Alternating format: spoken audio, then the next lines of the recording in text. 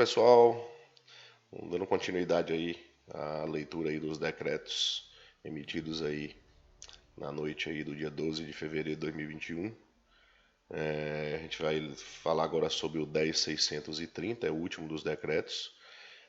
Ele altera o 9847 de junho de 2019 e regulamenta a 10.826, que é a lei, né? O famoso Estatuto de Desarmamento. Não existe Estatuto de Desarmamento, isso aí foi um apelido que deram à época a esquerda deu na época da famigerada lei,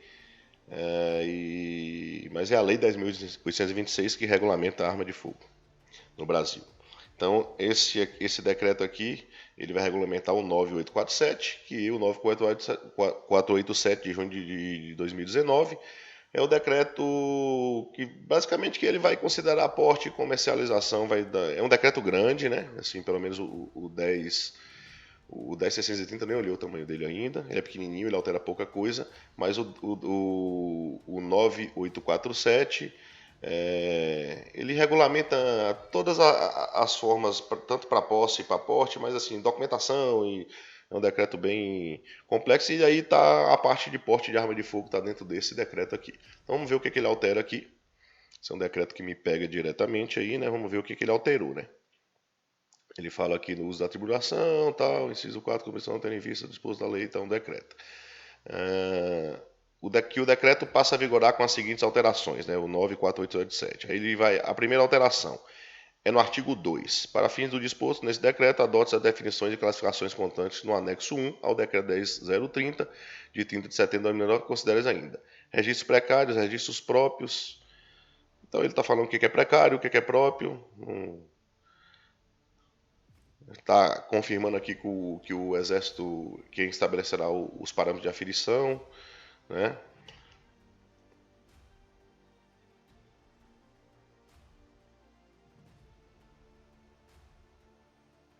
Fala sobre que os profissionais que também estão que são CACs também, pode aplicar, e são instrutores, pode aplicar o teste de tiro com as armas do Sigma. Não muda nada. Ele está colocando também nesse decreto aqui essa questão.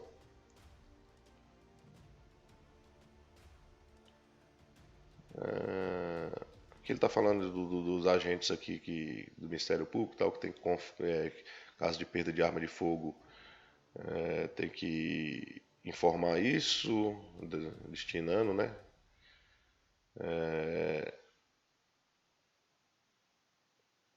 Ele está falando que o porte de arma de fogo de uso permitido, vinculado ao registro prévio da arma e ao cadastro no SINARME, será expedido pela Polícia Federal no território nacional, desde que atendidos os requisitos previstos no inciso 1, 2 e 3 do parágrafo 1º do artigo 10 da Lei 10.826.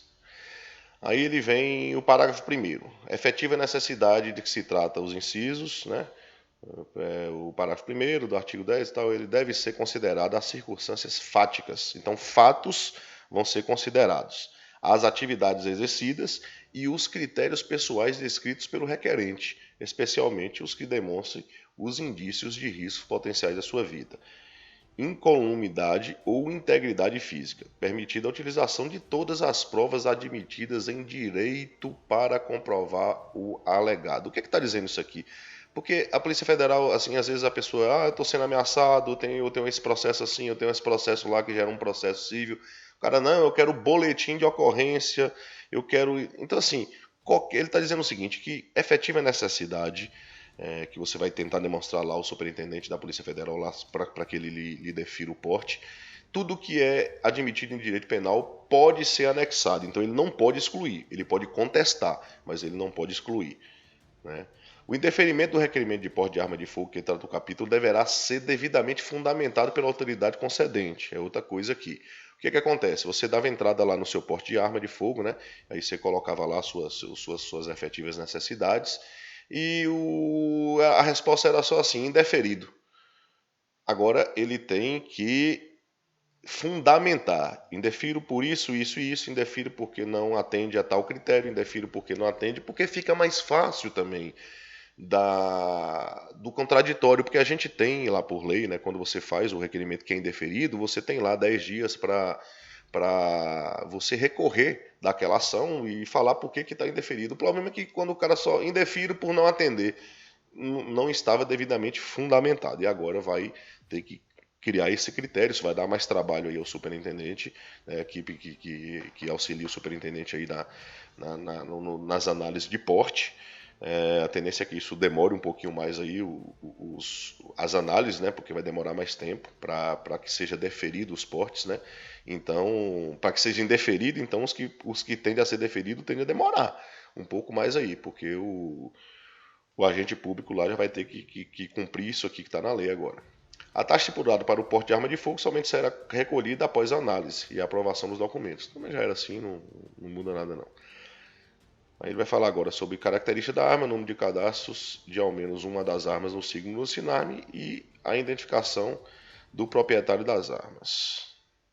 O porte de arma de fogo é pessoal, intransferível e revogável a qualquer tempo e será válido em todo o território nacional para as armas de fogo de porte de uso permitido, devidamente registrado no acervo do proprietário no SINARME ou no SIGMA. O porte de arma de fogo autoriza a condução simultânea de até 2 armas de fogo, respectivas munições e acessórios. Nossa, interessante. O documento de porte deverá ser apresentado em conjunto com o documento de identificação do portador e do certificado de registro de arma de fogo válido. Pelo que eu estou entendendo aqui, não está muito explícito, mas ele está parando de vincular o porte à arma. Era uma luta aí do pessoal que tem porte de arma. É uma luta frágil porque é pouca gente que tem porte de arma no Brasil, né? Que não seja funcional, né? Mas é uma luta. O porte da gente é vinculado à arma e tinha em muitos deles, na maioria deles, alguns portes saíram aí sem essa restrição territorial. Mas a maioria dele constava lá. Era até um erro, porque ele constava na mesma cédula, falava que era válido em território nacional, e num campo lá de observação ele botava válido no estado tal, válido no estado tal. Ultimamente só estava saindo assim, eu não vi mais nenhum porte abrangendo região ou abrangendo nacional. Tava tudo saindo aí como Bahia, Rio de Janeiro, São Paulo tal, só saía esses estados. Agora ele está falando o seguinte, que é nacional e que a cédula de porte dará direito a portar até 2 armas. Então, nas entrelinhas, o porte para de ser vinculado à arma de fogo. O porte passa a ser vinculado à sua arma de fogo. E você pode portar até 2 armas de fogo. Então, os detentores de porte federal agora podem ter uma arma de backup, que era uma reclamação também que a gente fazia aí. Isso não era ouvido, porque pouca gente fala, né? Mas, pô, eu não posso ter uma arma backup. Por quê, né? Se eu posso portar, por que eu não posso portar uma segunda? Qual é o impedimento disso? Por que eu não posso portar uma outra arma minha? Tem que ser essa. Qual é a diferença de eu portar uma 9mm de modelo tal ou uma 9mm de modelo tal? Então, isso era realmente isso é uma aberração, isso só existe no Brasil, mas pelo que eu estou vendo aqui, isso aqui foi corrigido. Os entregantes da atividade que trata os incisos do capítulo da lei tal, membros da magistratura do Ministério Público poderão portar as armas apostiladas em seu certificado de registro no acervo de atirador. Aí, os integrantes das entidades aí vão ser policiais e tal, poderão portar as suas armas que estão no seu CR. Isso é interessante também, porque dá essa segurança, apesar de não estar escrito que não podia, não estava escrito que podia. E no Brasil é o seguinte, vale para tudo essa teoria jurídica. O que não está proibido está permitido, menos com arma de fogo. Com arma de fogo, se não está escrito, não vale. Fazia-se a inversão do texto e é assim que é, e é assim que é e acabou. Então, pelo menos aqui agora está garantindo a você que é policial, que tem CR, você tem lá sua arma de CR, que está lá, uma arma que está registrada no Sigma, lá no seu CR, né? Apesar sua que está pela instituição também é Sigma, mas antes tinha essa leitura, se tá, só pode ser para o tiro esportivo, não, arma é arma, rapaz, se o cara o que ele quiser fazer com ela, desde quando ele não fira a lei, tá valendo. Então agora você pode portar essa arma sua que está no Sigma, você que está dentro dessa, você vai lá na Lei 10.826, olha o inciso aqui do capítulo do artigo 6º, ó, e aí você vai conseguir saber quem é as classes. Mas aqui vai estar policiais militares, policiais federais, policiais estaduais, policiais rodoviários federais, magistrados, membros do Ministério Público e tal, vai poder portar sua arma do Sigma. O porte de arma de fogo também será deferido aos integrantes das entidades de que tratam os incisos 3, 4, 5, 10 e 11 do capítulo 6 da lei e aos integrantes do quadro de efetivo de policiais federais, estadual e distrital. Pronto, a galera lá que já tinha direito a porte lá, ele fala que também será deferida aos integrantes das entidades de que tratam esses incisos. Poderá ser autorizado, em casos excepcionais pelo órgão competente, o uso em serviço de arma de fogo de propriedade dos integrantes dos órgãos, das instituições ou das corporações que se referem aos incisos. Significa que você tem uma arma sua pessoal, não estava explícito isso na lei. O seu policial tem a sua arma pessoal. Ele poderia usar ela em serviço? Agora pode. Antes não estava em nenhum lugar dizendo que não podia, mas agora pode. Pode ser autorizado, né? Então, assim, a companhia tal lá que você policial faz parte, seu comandante lá, o P2 lá, pode chegar lá e lhe autorizar a usar a sua arma em serviço. Se você quiser, você se sente mais seguro com sua arma, você pode usar ela. Para fim de disposto no capítulo, deverá ser observado o artigo 1º-B da Lei 10.600, ações integrando o quadro efetivo de policiais penais federal e estadual e dos agentes de guardas prisionais. A capacidade técnica e a aptidão psicológica para manuseio de arma de fogo para os integrantes da instituição que se refere aos incisos, poderão ser atestadas por profissionais da própria instituição ou por instrutores de armamento e tiro credenciados, depois de cumprir os requisitos técnicos e psicológicos estabelecidos pela Polícia Federal, nos termos do disposto no decreto. Então, o que ele está falando aqui? Capacidade técnica. Você é policial rodoviário federal. Eu acho que a Polícia Federal já não exigia capacidade técnica, mas se ela vai exigir, pode ser emitido pelo instrutor da instituição. Vamos lá, ele está falando que o artigo 29C são 60, ele está discriminando a quantidade de horas aí para cada coisa. Então, provavelmente para quem você tomou um curso lá na instituição de 100 horas para arma de fogo semiautomática, então isso aqui está valendo. Então aqui são, tá, entendi. Ela vai ser. Pronto, o que acontece? Você é policial militar, você teve lá 100 horas lá de arma de fogo na sua formação. Ele está estipulando aqui os critérios aqui para que sua formação seja aceita como critério. Aí ele dá de cada instituição aqui, ele faz o critério. A autorização descritada do capítulo poderá ser concedida pelo Comando do Exército após avaliação e aprovação do planejamento estratégico, com duração de no máximo 4 anos, para aquisição de armas, munições e produtos controlados e exercidos pelos órgãos, pelas instituições e pelas corporações que tratam do capítulo. Aí não tem mais nada interessante para a gente, já estamos concedido antes da aprovação do planejamento estratégico. Aqui está falando aqui é para instituições, certo? Está falando aqui das instituições, o que cada instituição pode fazer, né? Fica vedada a importação de armas de fogo completas e suas partes essenciais, recarga tipo pólvora e outras espoletas por meio de serviço postal. Pronto. Você não pode importar por meio de serviço postal armas de fogo e espoleta e suas partes.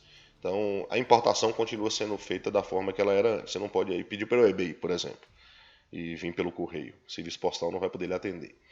As armas de fogo apreendidas após finalização dos procedimentos relativos à elaboração do laudo pericial, quando pensar a pessoa penal, serão encaminhadas ao juiz competente do Comando do Exército no prazo de 48 horas para doação aos órgãos de segurança. Aqui são os capítulos que tratam o seguinte, das armas apreendidas. Ele está fazendo em forma de lei para que os juízes fiquem mais confortáveis aí em autorizar o uso dessas armas aí dentro das instituições e tal. Isso é bem bacana, viu? Que antes tinha uma lei que falava do que era apreendido em tráfico de droga, mas agora apreendeu uma arma aí em outro tipo de crime. Essa arma está apreendida, finalizou o processo legal, agora ela vai poder ser utilizada. Falando só sobre apreensão, compete ao órgão de segurança pública, a doação das munições periciais, tá falando só a mesma coisa aqui, só que tá cada critério, falando de munição e tal.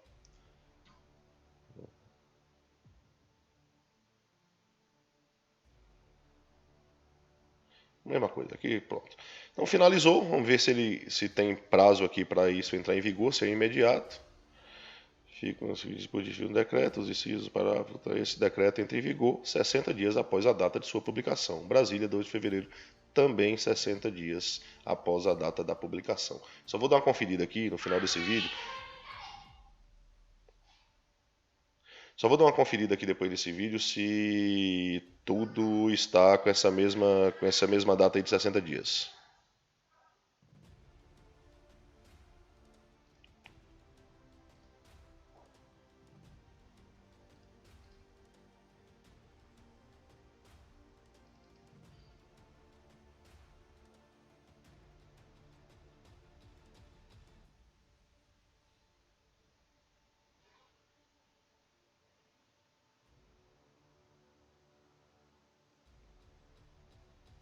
O que é PCE não tá, né? O que é PCE não, é imediato, né?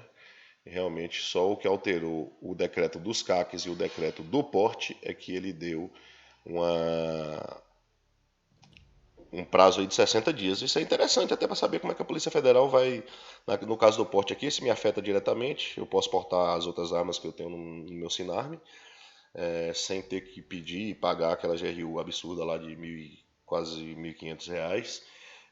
Emitir uma nova cédula, agora eu posso andar com duas, aí provavelmente a Polícia Federal deve soltar um IN aí para falar se a cédula atual vai ser válida para cumprir isso, se eles vão emitir uma outra cédula para quem já tem um porte de arma, né?